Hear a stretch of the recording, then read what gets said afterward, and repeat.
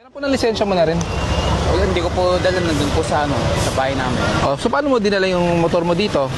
Ito po, may susi po ako. Hindi ko lang, naiwan ko lang po ito sa bahay. Pakiulit sagot mo. Diyan po, sa Hindi, bahay. pakiulit yung sagot mo kanina. Naiwan lang po sa bahay. Hindi, yung isang sagot mo. Alin po? Paano mo nadala? May susi ka. Oo. Boss, ang tinatanong natin, lisensya. So nagmaneho ka ng walang lisensya, tama ba?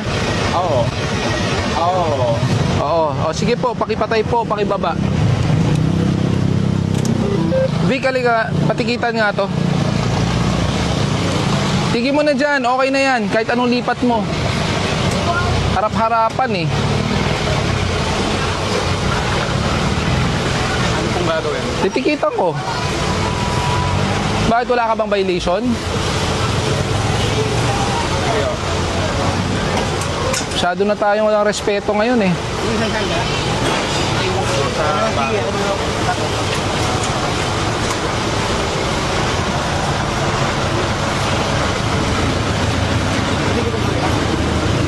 Tito Boy, patawag nga ng tow truck. Sa'yo, Dok.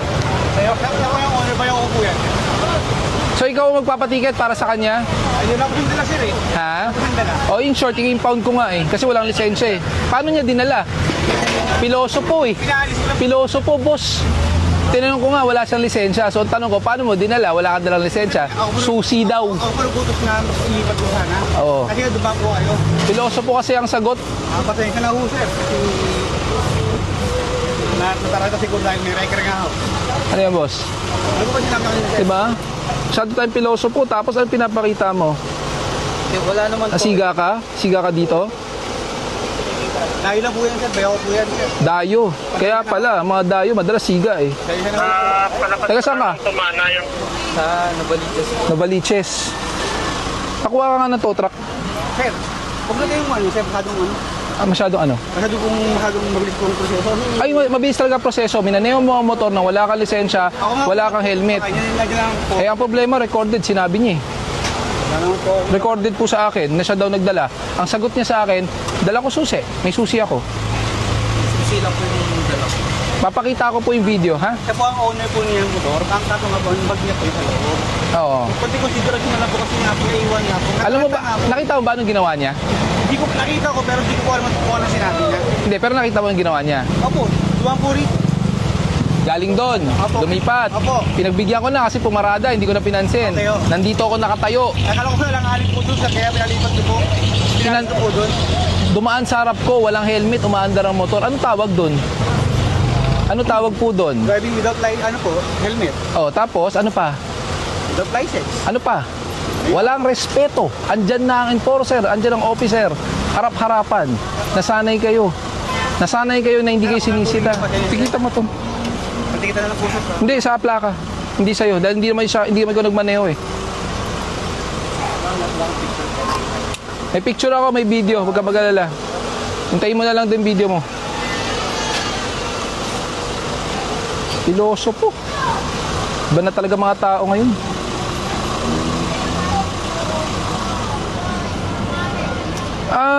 Wala ba tayong malolocate na tow truck?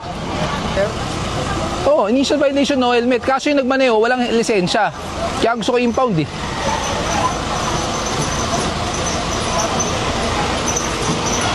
ORCR, andyan? Bakit?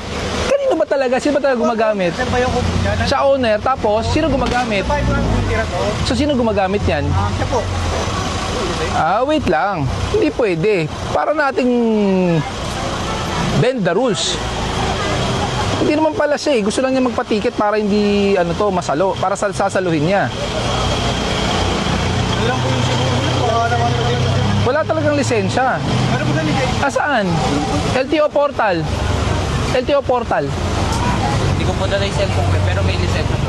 Yung pakuha sir. Akin na lisensya mo. Okay. Kunin mo pa. Tapos ipaan natin sa LTO. Alam mo ano masamang salta pa nga? Sa sariling bansa natin, binababoy natin ang lugar. Binababoy natin Pero sa sarili ibang natin. bansa, Sabi nila, galit, takot na takot tayo. what's good in the other country. Oo. Tapos tayo din natin Correct. magawa. Pero dito ang ganda. Nagamit ang gobyerno para i-ayos yan, di ba? Hindi po sir na ako Hindi ako nagpapalo sa'yo, pero lagi Salamat. ako panood. Agi, pati nga. Pero kumuha ng lisensya to. Alam mo bakit? May kapansanan ka po ba? Wala naman po. Pero registered po sa mata ko. Registered sa mata mo.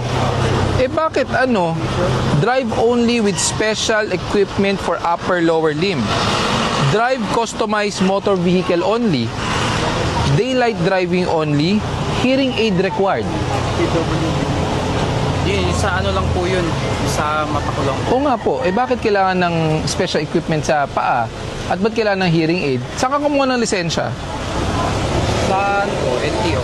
Saan? Sa LTO? San Juan po. San Juan. Ano naging proseso mo? Ayun po, naglakad sa mismong LTO. Paano ka naglakad? Hindi ko na po maalala pero dun po. Noong 2024 lang naman. Oo, ayun po. Nagpunta po kami dun. Tapos, Tapos nag-submit po ng mga requirements. anong requirements? Ayun nga po, hindi ko na din po maalala eh. Tagal na po yun. Kayo, sir, Ang lakas ng kutob ko, nilakad lang to eh. Pinalakad lang ang lisensya eh. Wala kang record to sa LTO. ngayon ko lang nakita si Sir Gabriel. Pero one of the best. Kasi hindi niya kakayahan ang buong Metro Manila. Lagi niya yung sinasabi, hindi ko kakayahan ang buong Metro Manila. Tulungan lang ang buong LGU. Diba, sir? Opo. Sinabi niyo po yan. Tulungan lang para tatambahin ng sa akin. Hindi po. Hindi kasi sir ko yun eh. Ano tayo? Sa gilid tayo. Sa gilid kasi. Mainit kaya mainit. Stress ba ako sa buhay?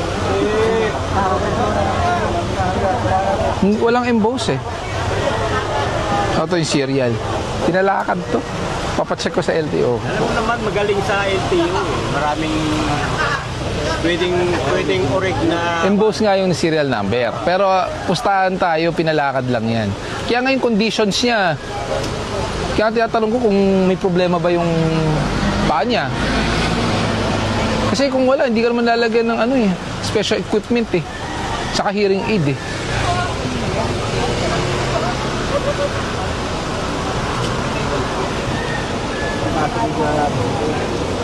Hindi po yun. Walang problema ipasok sa loob. Nandito ako, tinawid, walang helmet. Pinagbigyan ko, hindi ko pinansin, nilipat dyan.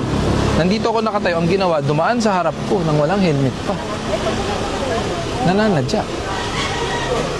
At nung kinausap ko na, medyo wala na pong respeto. Tinanong ko kasi, wala kang lisensyang dala, paano mo minanin yung motor? Dala ko susi.